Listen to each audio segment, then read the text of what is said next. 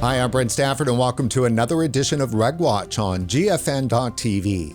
Is big tobacco a threat to the nicotine vaping industry? For many vaping advocates, it's an old and touchy question. Most assume that at some point, tobacco companies acted to thwart vaping's rise.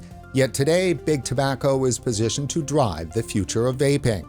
The question, is there room for both? Joining us today is someone uniquely capable of answering that question, Jonathan Fell. For over 30 years, he's covered the tobacco industry in his role as a financial analyst for tobacco stocks. Jonathan, thanks for coming on the show. Thank you very much for having me, Brent. It's great to see you. Before we begin, a quick note to our viewers here on GFN.TV. Today's episode is part of our two-part interview with Jonathan Fell. Part 2 is scheduled for release on our main RegWatch social media channels on regulatorwatch.com in just a few days.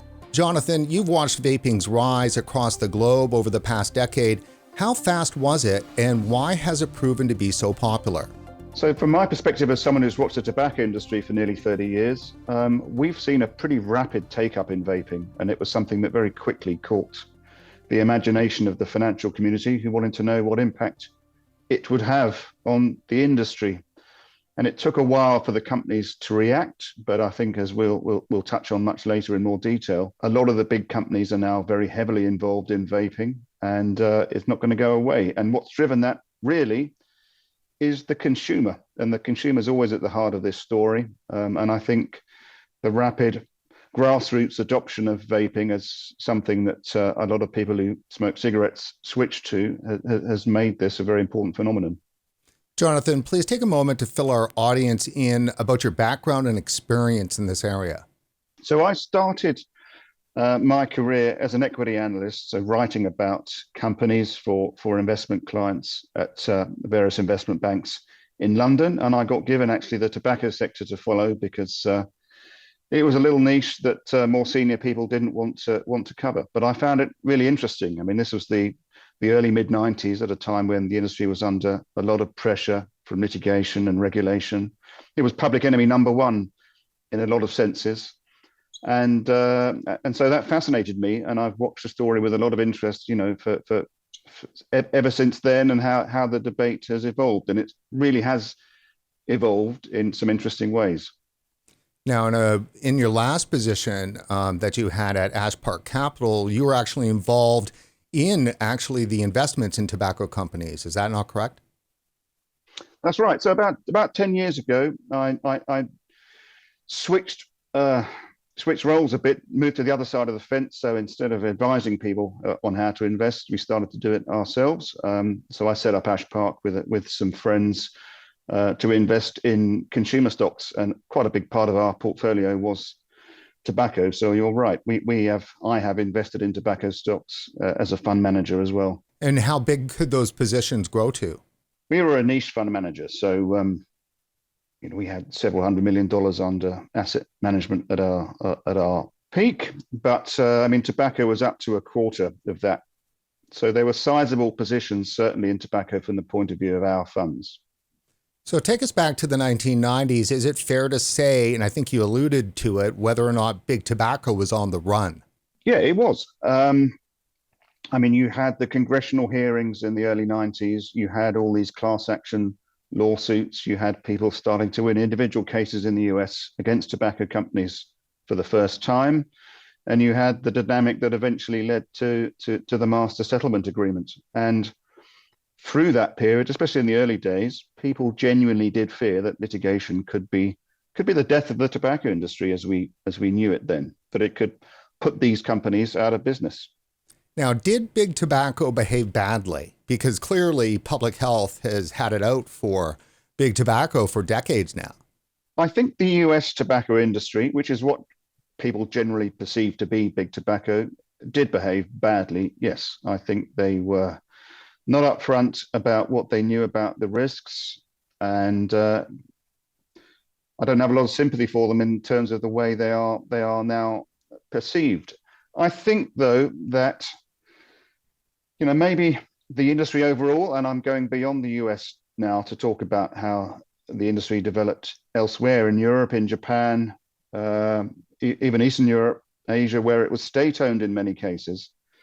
That pattern of behavior you saw in the US didn't necessarily get replicated elsewhere. And so I think it's a problem for the global tobacco industry now that the perception of what the US companies did has come to color the whole debate about what the companies do. Now, has that also, in retrospect, also colored people's perception of vaping?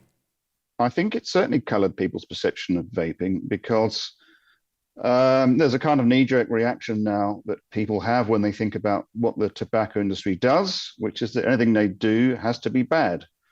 And I think a lot of that backstory on tobacco has given vaping a bad name because some people, for understandable reasons, think, well, they're just trying their same old tricks again. They're trying to hook another generation on nicotine, all those cliches that we're used to hearing. And that's a problem for the companies. It's also, unfortunately, much more unfortunately, a problem for tobacco harm reduction overall. It's that it's seen to be tainted by what the tobacco industry involvement is.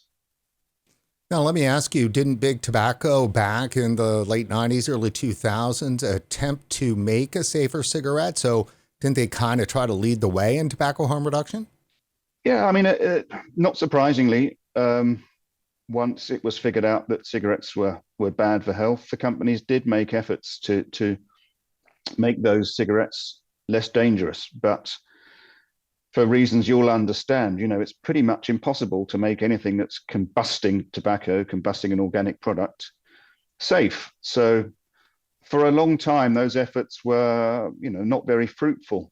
And I suppose by the time we get to the late 80s, early 90s, we did have something which could be the core of what might go on to be a useful product later on, i.e. tobacco heating rather than burning with the Eclipse and Premier product from Reynolds.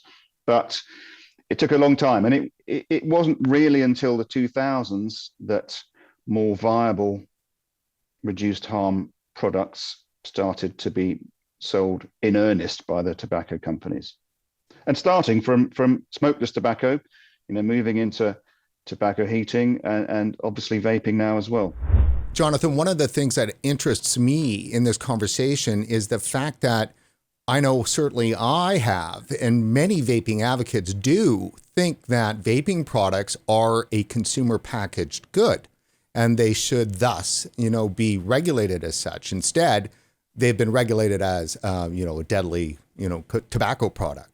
As somebody who understands CPG well, what do you think?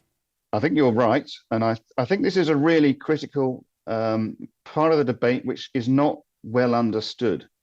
So, the way this is typically framed is that you've got a bunch of companies selling a deadly evil product on the one hand, and, to caricature things, a bunch of addicted people who can't help themselves and are killing themselves by having to smoke cigarettes because they can't give those up. And so the intervention that people normally think or have tended to think needs to be applied is to give those poor addicted smokers some kind of medicine, some kind of treatment to help them quit the habit. And I can see why that situation has arisen, but I think it has tended to be a very poor solution to dealing with the problem. And we've seen over the years that nicotine replacement therapies have not been very successful. And I think that's because they tend to not really address many of the reasons why people actually smoke. And I think it's a very complex habit, a very complex phenomenon, smoking. But I think, in my experience, the vast majority of people who smoke don't really regard themselves as people needing treatments. Some of them might. Some of them regard themselves as using cigarettes like, most other consumer products. And if you really want to get them to step away from cigarettes, you've got to offer them a substitute consumer product. These people don't want to be treated. They want to feel good about themselves. Many of them, I think, enjoy using nicotine. And that's to me why vaping and the other tobacco harm reduction products are really interesting, because they're giving something to people who use cigarettes, people who use nicotine, that empowers those people rather than kind of patronizing them. Isn't that compulsion, that need to consume the cigarette as a product, isn't that addiction to nicotine what actually drives the business for tobacco?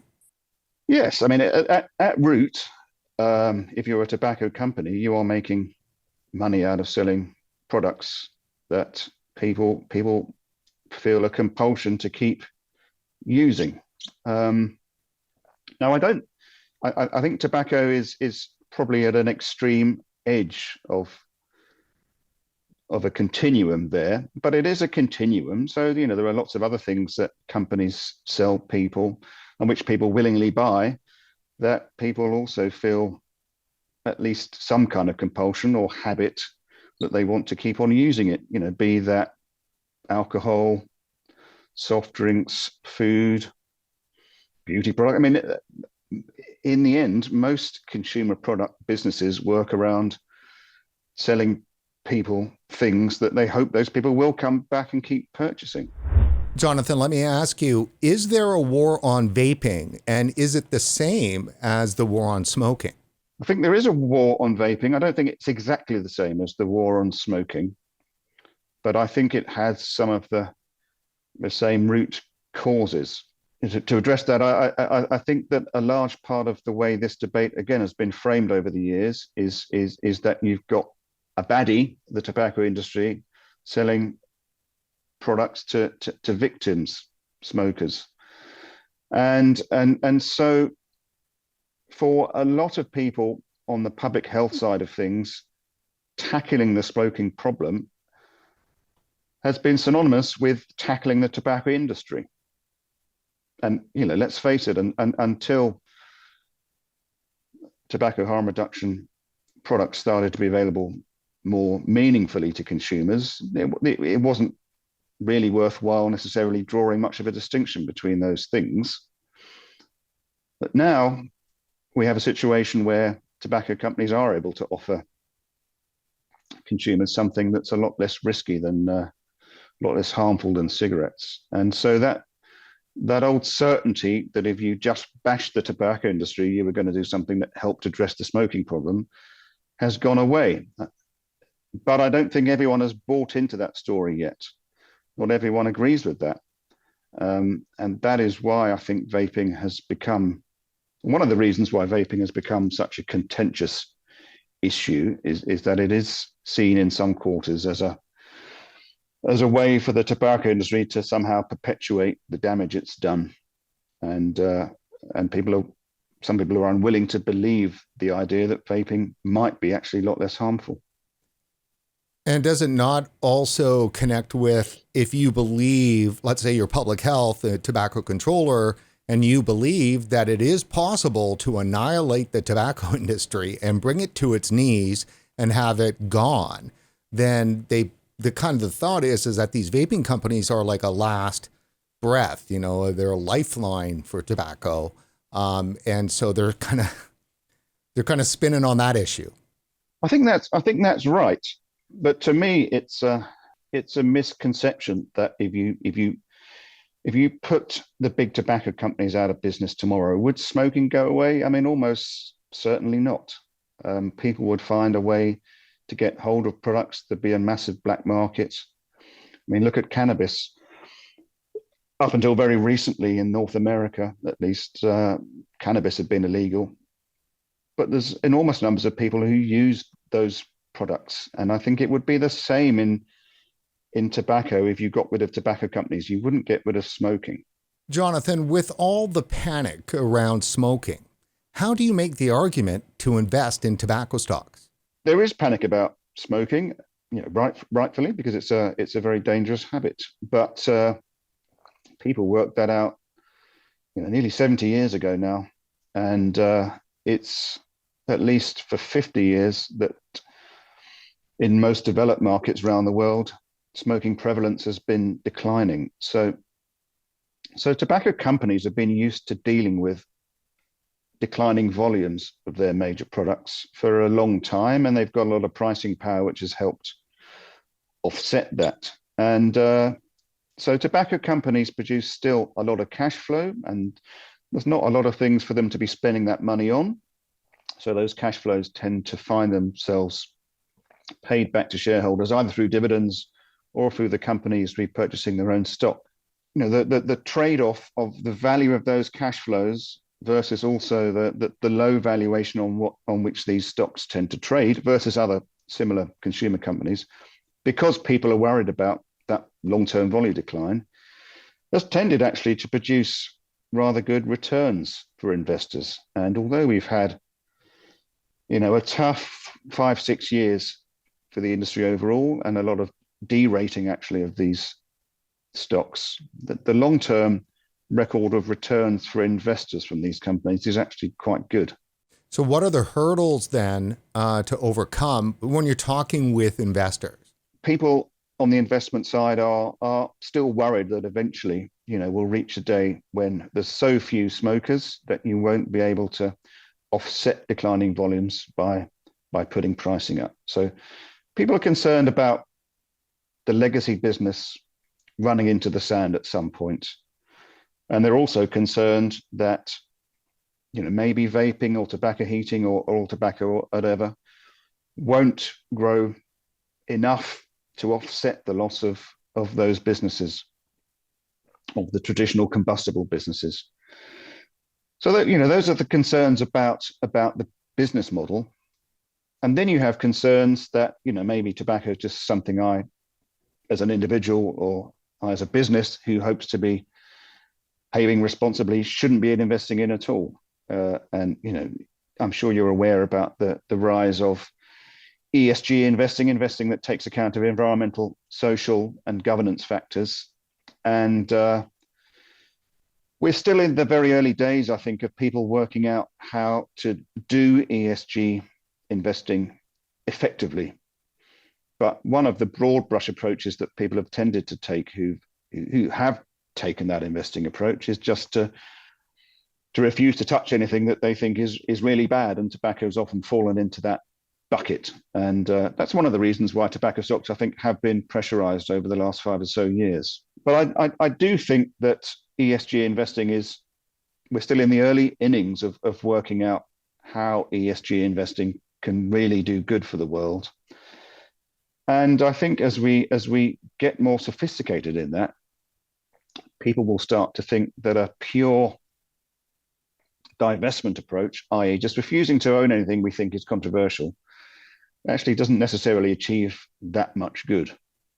And maybe you're better taking the difficult step of actually having a stake in these things. You know, after all, it's a society problem, and that problem doesn't go away just because you won't touch it. So let's have a stake in these things. Let's engage with the companies, engage with managements, and try and push them in a more responsible direction. And that's the approach that, to me, makes more sense and has more chance of getting stuff done in the long run. Could they not just take these tobacco companies private? Well, I think if you take divestment to its logical extreme, these companies going private, it is exactly what would happen, because there'd be 1 or 2 people still out there who would be prepared to snap up these companies, and they get them at a bargain price. And if you think through the implications of that, they're not necessarily very helpful, in that being a public company does bring with it a lot of reporting requirements, and it brings with it engagement requirements as well. You are forced to talk to your shareholders, and you're forced to publish annual reports, and you are held accountable at AGMs and other meetings. Private businesses are very much less accountable, and I think that'd be a negative thing for the public health overall if all the large tobacco companies were much less accountable than they are now. Is part of the move to reduce risk products intended to placate some of the ESG issues and to shore up the investments? I think if tobacco companies get involved in tobacco harm reduction products, certainly there's a benefit to them of, on the PR side, of being seen to be more responsible, doing the right thing, etc. But I think it can't purely just be about that, and it isn't. For a start, I think if people saw that it was just talk and not underlined by real investment, real actions, and real progress in terms of these products accounting for a larger portion of revenues, then it would be seen through very quickly. And tobacco companies aren't stupid. You know, they know what their reputation is, they know about their history, and they are, I think, mostly very keen to avoid the mistakes of the past. So yes, it has a PR benefit, but every company I know of the large ones in tobacco is very serious about engaging with tobacco harm reduction and trying to grow that as a percentage of their business. So tell us about that, Jonathan. Who are the big players and what are they doing? So you've got really 4 or 5 large companies that people tend to think of as big tobacco. You've got Philip Morris International, you've got British American Tobacco, and you've got Japan Tobacco. I mean, those are the 3 really global players. Then in the US, you've got Altria, which used to be part of Philip Morris, but spun PMI out about 15 years ago. And then you have Imperial Brands, which is one of the sort of mid-tier international companies listed in the UK. So those are the large international businesses. They're all quoted, and they're all engaged in tobacco harm reduction in a different way. And I think this is one of the things that people sometimes fail to take into account as well. Is this isn't a monolith, all doing the same things. They've all got their different strategies and are all at different points on the journey. And the one that's furthest down it is Philip Morris International, PMI. They're the ones who have made the strongest commitment to transform their business and commit to a smoke-free future. In the first 9 months of 2022, 30% of their revenues came from non-combustible products. And you might know that they've just gone and bought Swedish Match as well, which is one of the leaders in oral tobacco, in snus and snuff. So that's going to really cement their position as the leader, in fact. BAT's probably the next behind. They're at about 15% of their revenue now coming from THR, non-combustible products. And then you've got, to my mind anyway, JT, Japan Tobacco, Imperial, and Altria some way down the line. But they're all making moves to try and increase non-combustible products as a proportion of their revenues, and those efforts are really very serious. And that brings me to my next question: is can they be taken seriously, those commitments? Well, I think people should always be skeptical about any claims that public companies make, whether it's tobacco or something else, to be improving and doing the right thing. But what you have to do is judge them by results. And the great thing about, again, these things being public companies is they have to publish annual reports, and you can see what progress they're making. And they all report now the level of revenues and volumes that do come from reduced harm products. And on top of that, you've got third parties. And in particular, I'd highlight the Tobacco Transformation Index, which is organized by the Foundation for a Smoke-Free World, which is measuring that progress as a third party as well and trying to hold these companies to account. By all means, people should be skeptical, and they should give these companies a hard time, if they like, for not moving fast enough. But I think at nearly all of them, you can see some progress. Now, are these moves that tobacco companies are making in the reduced risk products, THR, we always say, and you've been referring to tobacco harm reduction, do investors understand tobacco harm reduction, and are they rewarding big tobacco companies for their efforts? I think investors are very focused on tobacco harm reduction, and on the impact it has on these businesses. And I would say the most important thing they look at is this a thing which can replace the legacy combustible business? If smoking prevalence is going to keep on declining, if we're going to get prohibition at some point in various markets like New Zealand, can tobacco harm reduction replace those cash flows that would be lost from cigarettes? I think people understand that on the investment side.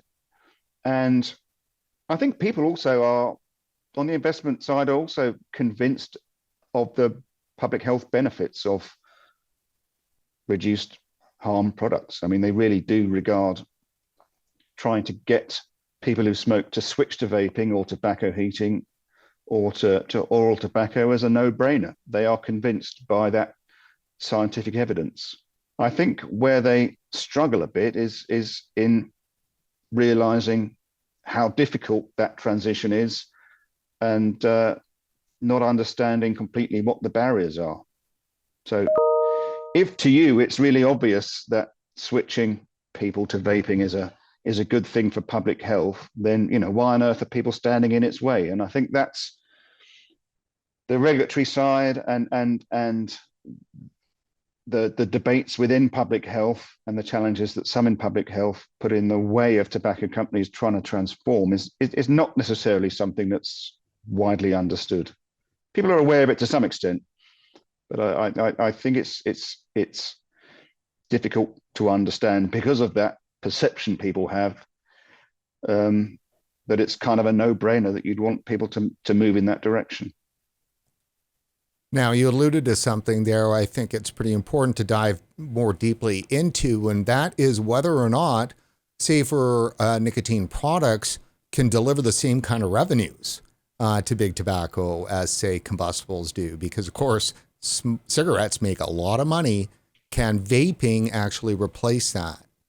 My view is that very much so. Tobacco harm reduction products can replace the revenues from cigarettes. It's a more complex picture. I mean, traditional cigarettes are incredibly profitable things. They're one of the most profitable consumer goods you can sell. Across the different THR products, you have a range of levels of profitability at the moment. And generally, the closer those products are to traditional tobacco, the more profitable they are at the moment. So, snus and moist snuff have margin levels very similar to cigarettes, in fact.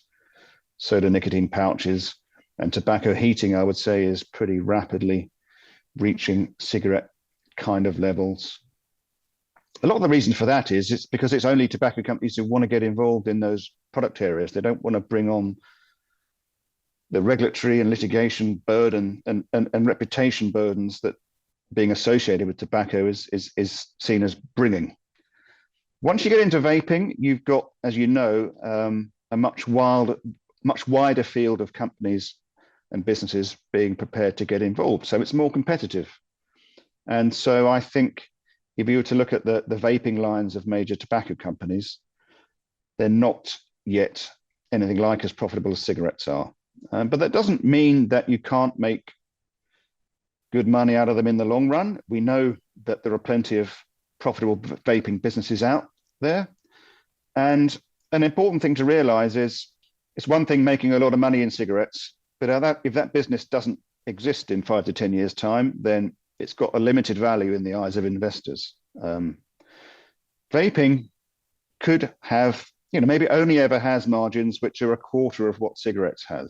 I think it'll probably be higher than that. But if they had margins which were a quarter of cigarettes, but that was a business which was going to be around for the next 50, 60 years, that would still be a very valuable business in the eyes of investors because it's sustainable in a way that combustible products are not. Jonathan, over the past 2 years, you've participated in 2 great presentations at the Global Forum on Nicotine in Warsaw, Poland. And of course, it's coming up again this June from June 21st to 24th. Jonathan, why is an event like GFN important? I love GFN. I think it's a brilliant event. And the main reason I like it so much is that it has consumers at the center. And it seems really weird, but incredibly, not many of these kind of events have involved the consumer over the years. And consumers have very often generally been ignored in a lot of the way this debate's been carried on, which I just find absurd. You know, it's public health and the tobacco industry shouting over the heads of consumers and quite often not bothering to ask them what they really think. If society's issue with smoking is to be addressed, then the consumer has to play a really central role in that. And I think once you start getting consumers involved in the debate, both the industry and public health people start to have to look at things in a different way. So I think their presence is really vital. It's stimulating, and apart from anything else, they're great people, really fun people to hang out with. Well, that's awesome. Thank you, Jonathan. And I'd like to remind the audience to keep watch for part 2 of this interview to be posted on Regulator Watch channels in the next few days. Last question for you, Jonathan. Can big tobacco and independent vaping succeed playing in the same sandbox? I hope so. I hope they can.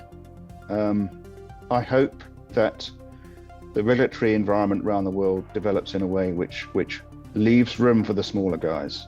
I am worried, looking at the US, that the way the FDA is approaching things, requiring such massive investment in scientific studies and consultants just to get products approved, that you will actually just price out a lot of the smaller guys from even getting their products on the market. I think that would be a really sad thing. We need all the innovation, we need all the investment in the category and in the products that we can get. And the wider you can leave the playing field open to a broad range of companies, the more likely we are to have in 10, 20, 30 years' time, a bunch of products on the market which are satisfying enough that smoking has become, a habit that only a very small number of people engage with.